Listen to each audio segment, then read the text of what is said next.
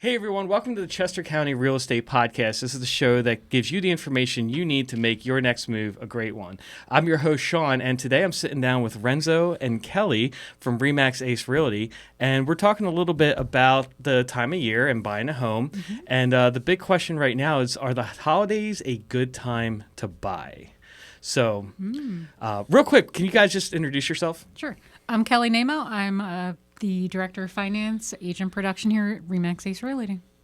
Renzo Naimo, broker owner at RE/MAX Ace Realty. Now, we all know about the spring market. I'm a fan of the fall market. I think it's a good time. Then we have this like holiday time, Right. and depending on your situation, that's going to it's a busy time of year for people. It is. So, for people who are looking for a house, are the holidays a good time to buy? What do you think? Well, I think it depends on your circumstances. If you're in a position where you need to make a move, it's always a good time to buy. Right. Well, I think more inventories and less competitions usually indicates a good time to buy, and that's what you get, what you usually get around this time of year. Right. Right. Like in May of 2022, there was 114 active listings in Downingtown School District. And currently there's 128 active listings in Downingtown School District.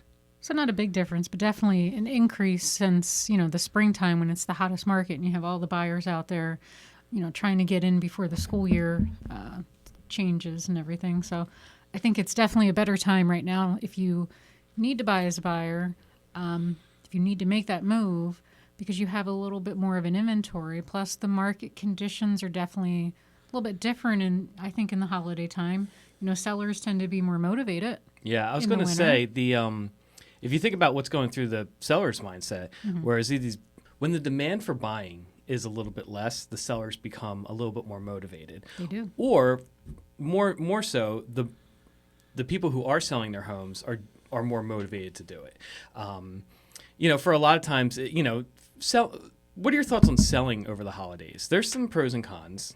There are definitely some pros and cons. I mean, I think, again, if you need to make that move, you got to sell no matter what time of year. Right. But in the wintertime, in the holiday time, yes, you do have the issues with, Thanksgiving, whatever other holidays you might celebrate during this time of year, so that there's some contingencies there where you have maybe family coming in or family wanting you to go elsewhere. But it's also an opportunity if let's say you're going across country to visit family, you're not home. So your home can be staged. People can come in, your house can be shown, and you're not stressing out, trying to get the kids out the door, the dogs out the door, the house prepped for somebody to come in. It's already done. Right. So I think that makes it a little bit easier for the seller. I don't know. What do you think, Renzo? Well, I just think that, if you're shopping for a house during this time, you're a serious buyer. I think the same is true on the other side. And if you're selling your house at if this you're time, listed at this you're time, serious. you're serious about Because selling. Because it's not a convenient time to sell a house. That's for sure. But it's not necessarily a bad time. I know during the holidays, one nice thing when you're selling a house is that a lot of people's houses are decorated. So a decorated house is an appealing house. It feels very homely. Homey. Yeah, it's completely different. Anyway, and there is an element of attractiveness for someone who's looking for a certain type of house over the holidays. It's a great time to list a house. However, it's going to take another level of organization, and like I said, not exactly convenience. So the houses that are on the market during the holidays are probably, like you said, pretty motivated to sell. More so than maybe the other markets, the spring market, when there's a tighter inventory and a lot of buyers. I mean, I think the other thing that I think of this time of year, because I do finances, right, is taxes. And how are my taxes going to look for the following year? I'm not a tax advisor. I'm not an accountant, not a CPA. Let me put that out there. However, isn't there a benefit, like if you buy by the end of the year, for a potential tax deduction? Like there's some closing costs and stuff like that that could be additional write-offs. But again, you got to check with your accountant. Always, yeah. Yeah. But if you do need something by the end of the year, it would be a good time. If you're in the circumstance where that could make a difference, if your accountant says that could make a difference, then that would be a good time to buy. Yeah, absolutely. Absolutely. Yep. And then I guess the other key point that we would definitely like to make is make sure that you're enlisting a good agent this time of year that has other agents that they can lean into, especially with the holidays. People may want to take some time off. If you're not looking at your agent's backup and support systems during this time of year, I think that's kind of a drawback for a buyer. I definitely recommend the buyers ask their agents. So do you have any plans? You have a life obviously outside of real estate. Do you have any plans going away? What's your contingency plan for that time while you're away? Who do I contact? Because if I find a home that pops on the market really quickly, I may need to make, a quick decision on it. So I think RE/MAX Ace Realty, we have the luxury of a lot of our agents love to help each other. I mean, don't you agree with that, Renzo? Haven't you seen some of that in the office? Yeah, a lot of it. Can you give me? I mean, I would help any of them too, but it hardly ever resorts to that. Right. Yeah. Well, over the holidays, I mean, everyone's busy, and there's a lot more going on in the evenings, a lot more plans, parties, spouse work parties. There was a point where my wife we went to we decided one year to go to she teaches at 4 different schools, so we went to all 4 holidays. This is way before kids. It was fun. Right. But it was quite busy. Yes. So and office parties, work parties, plenty of events, a whole and then the other time is people want to spend time with their families too. Absolutely. And there's all these attractions going on. I mean, we'll have to do an episode on all the Christmas light displays in Chester County. At some point, we need to compile a list of all of them. That would be fun. But yeah, so an agent who, if you're working with someone and you're not familiar with their, like you said, their support structure that comes in, that could be important over the holidays too. Definitely. So yeah. And then also on that front, line up the professionals in advance. So know who you're going to be using for lending. What's their contingency plan? Obviously, they have a life outside of lending, so they're going to take some time off potentially. So what does that look like? Do they have assistants? Do they have maybe other lenders that they partner with within their office? Sometimes it's good to get your home inspector lined up in advance. Just know maybe a couple that you're going to use. Again, make sure that they have contingency plans in place because they might have times that they can't work. So you'll need to have at least a handful of home inspectors from the get-go and kind of know their schedule over the next couple of months. Same thing with title. Make sure that your title office is going to be working the entire month of, now we're near the end of November into December. I'm sure they are, but just double check that, and never hurts to double check all those things. But if you need like a home stager or if you're selling, but I guess we're talking about buyers here. So for buyers, if you need somebody to maybe come out and check that roof, maybe you're looking at some older homes and you know that you are, make sure that you have your contractors lined up and that they're not taking any type of vacations, just so you can kind of plan all of that with your agent when you're kind of formulating your offer. Now, in your opinion, do you think the buyer should be contacting the vendors directly or working with the agent? Because there's like a range, and everyone has their own way of doing things. Right. And whatever way your agent works is the best. Is the best way to work with them. Definitely don't want to work against them. No. I know some agents are very. They're planning and scheduling everything, and they're on top of that. Absolutely. Personally, I always like the idea that my buyers could if they needed something, they didn't have to wait for me to take care of it. I wanted to empower buyers a little bit more. But that goes both ways because some buyers like having just one point of contact that they can talk to and ask questions to. And when they're dealing with multiple different personalities, it can be difficult. However, that is something to figure out on the, during this time of year for sure. Absolutely. I would say. Yeah, I would agree. I mean, I feel like lean into your agent, ask who their recommended professionals are. The agent may already know this lender is, has the backup. That's probably the better direction to go in this time of year. This home inspector is going to be away this week, so let's go to the next home inspector. Definitely ask your agent, I think, for those recommendations, but definitely be prepared with full knowledge going into this time of year. Yeah. So when you're looking at the market and you're looking at homes this time of year, what are you looking for? What are the numbers that you would go to on an MLS sheet if there's a house for sale? Days on market? I think Days so. on market. I guess, so you're talking about trying to figure out the best offer you can put in Mm-hmm. based on the time of year and supply and demand and all that. So yeah, definitely if a house has higher days on market, you have a better chance of getting an offer accepted Mm-hmm. and perhaps even under ask price. You have to look at that as well as the comparable sales around the home. Yeah.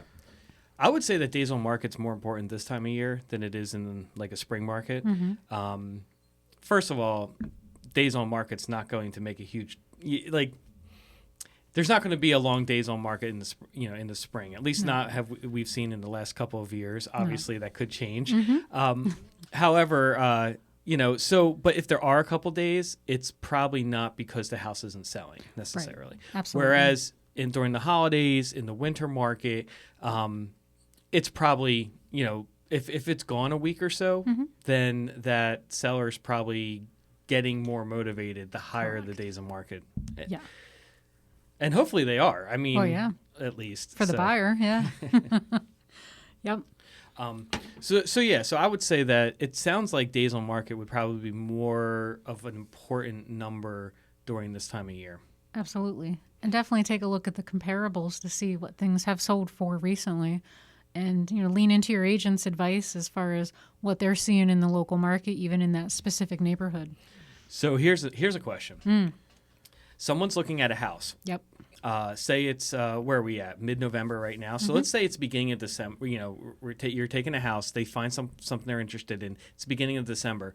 Are you looking at recent solds, like what sold July, September, November, or are you looking at December this past year? I would think the best answer would be both. But what is your process and mindset when you're looking at the comps? Because personally, I feel like what the market was doing this time last year is relevant. Maybe not as relevant as where it is right now, but since the real estate market is kind of a wave there, I always like going back to this time last year to see what prices were doing too. Definitely can't hurt, but I try and stick to what an appraiser would do, and they would stay within 6 months. They would. But in this year, I have seen, in previous years, I haven't seen too much of a reversal or difference in trend. But this year, I have. Because you go back 6 months to summertime, and you were seeing houses going for well above asking. So I think the better metric right now is to look at the original list price. And use that and factor that in. Absolutely. The reason why a house would go well over asking is because there's multiple offers and a bidding war going. And you're seeing that happen less now. It still happens. Depends on the area and the home. If it's got the features that are popular and in a good area, you're still gonna get multiple offers. But and that all factors in too. If your buyer's agent should, if you're interested in a home, reach out to the listing agent, get a feel for what activity is happening, and I always have to recommend, if there's a lot of activity and multiple offers, then buyers have to think about what their walkaway price is. That's a good one. Because that's the last thing you want for a buyer is to lose a home, especially when they were actually willing to pay more. Yeah, that's heartbreaking. Pay more than what they actually offered, and because you don't get a second chance usually. Yeah. So. Well, paying more than what they're asking for. And that's another thing. As much as we try as agents to list it as accurately as possible for what it's going to sell for, it's still up to the seller. And the seller can list their house for whatever number they want. They can. I feel like personally in Chester County, just in general, we have fairly good agents. I know that's a really broad, I'm painting this with a broad brush. Maybe it's just my perspective. Maybe I've always just worked around good agents. I feel like our market's pretty, I feel like there's a lot of professionalism in Chester County, and when I go out into when I look at other areas, when I talk with agents from other areas, that's where I start kind of cringing a little bit, finding out some of these practices and what people know and don't know. However, point is though, offering more than what someone's asking or what it's listed for doesn't necessarily mean it's more than what it's worth. Correct. And the same thing is, and the same thing goes is sometimes asking what they're asking is above what it's actually worth. And there was a point where I was trying to explain to people, you're not just going over asking, you're actually going over what it's actually worth, right. because because you want the house. Right. Now I'm starting to see that kind of subdue a little bit without getting too specific. Yeah. However, it's just trying to remind buyers that the what the house is worth is really a subjective number. There is real no pure value. Now, what it will appraise for is a completely different question. And it's a good time to kind of ask, make sure you know what you're asking when you say that, when you ask that question. That is something that you can come pretty close to what it might appraise for by doing a good comparative market analysis and looking at recently solds. Right. It's the same thing an appraiser is going to do. So I feel like if you're good with the details and the numbers and know the market, you can come within a pretty close range of that. Yeah, it sounds like what you're saying, or what I'm kind of taking away from that is that the buyer should look at recently solds. That's what, and base their offer off of that. However, when you list a house, though, you're kind of predicting what a buyer is going to offer. So you're looking at recently solds, but you also want to look at what, the overall trend of the market, too. Absolutely. Yep. So, and I know we're trying to talk about buying a house and focusing on the house, but it comes back to selling as well. So it's, some advice for sellers would be, hey, it is going to be a little bit more convenient, but the buyers are going to, like you said, are going to be more motivated as well. But know the trends and know which way things are going. Your house might not, I don't want to say sell for, but the demand from the buyers won't necessarily be the same kind of demand during the holidays than it would in a fall or spring market. And that's just something to consider. But the other thing, too, it gets dark really early right now. So early. I hate that. It does make it harder. It does. I saw a meme the other day, and it was something like every time, it says something like every time right around midnight, I look at the clock and it's only 6 p.m. It feels like that. Yeah. So now that's not, there's pros and cons to that. But if you are busy and you don't want to have a whole bunch of last minute showings, you're going to see more showings kind of localized over the weekend, or gather during the weekend. Or it would make sense if you want to shut showings down early on because you want that family time at night. Now would be a great good time to do that. In the middle of the summer, if you just stopped all showings after 6, agents would look at you, buyers would look at you and be like, oh, you don't want to sell your house. Now, right now, if you stop all showings after 6, then it's like, oh, okay. Well, that makes sense. You don't want people walking through your house in the dark. That makes sense. You don't want them outside looking around in the dark, and they can't see what the house looks like. They really can't see it in its best light. I feel like I try to think back, and I don't want to make any absolute statements, but after doing this for 15 years, I don't think I've ever sold a house that someone I've shown houses in the dark. I've never made an offer on a house I showed in the dark. And usually it's not by accident, but we have four homes we're looking at after work. And then that last one or two, by the time you get there, it's like, oh, it's already too dark. Yeah, it's already too dark. I've never made an offer on a house that I showed in the dark. No. I don't think you ever have either, have you?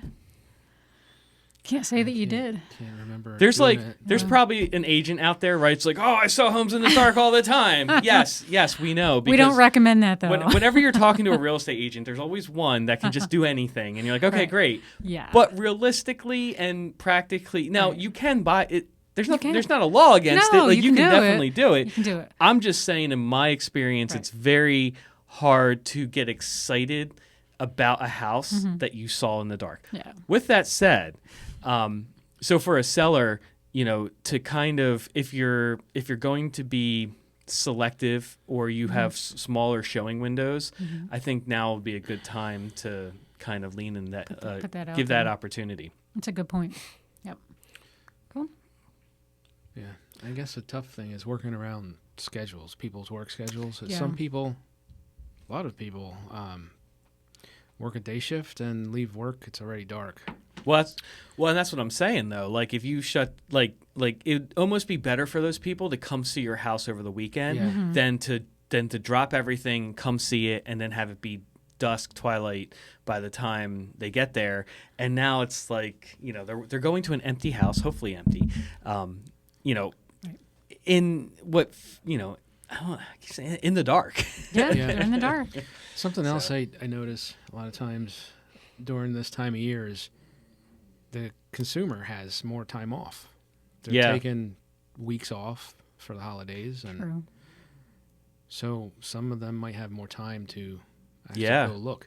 And if they're looking during their time off, probably a serious buyer. Mm-hmm. I mean, we work with them all the time. Yeah, and I guess it depends on the industry, because I feel like some jobs towards the end of the year, things kind of start winding down and they're expecting that. Other times they're down to the wire, and they're trying to get a bunch of other stuff done. Right. But I feel like in general, people start getting into that holiday mindset, which can work, in your favor. Okay. Awesome, guys. Hey, thanks a lot. So if someone is interested in buying a house, what do you recommend would be the next step? Renzo? I would suggest calling our office, RE/MAX Ace Realty, and we'll put you in touch with one of the area's top agents. Phone number is 484-712-0009. Awesome. Cool. Thanks, guys. Thanks. Thanks for listening. This has been the Chester County Real Estate Podcast, brought to you by RE/MAX Ace Realty, serving buyers and sellers in the Chester County area. Subscribe for new episodes at acerealtypa.com/podcast. And you can find us on Facebook, YouTube, and wherever podcasts are found.